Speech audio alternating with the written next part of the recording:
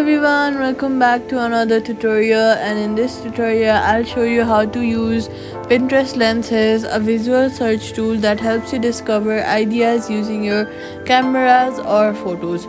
First, open the Pinterest app and then tap the camera icon in the search bar. Next, take a photo of something around you like clothes, furniture or decor, or upload an image. Next, from your gallery, Pinterest lens will scan the image and show you pins, boards, or ideas related to it. You can explore similar styles, products, or DIY inspirations instantly. Now, tap on any pin to save it to your board or click through to find more details. It is super easy way to find ideas without typing keywords, and that's how you use your Pinterest lens to discover ideas visually.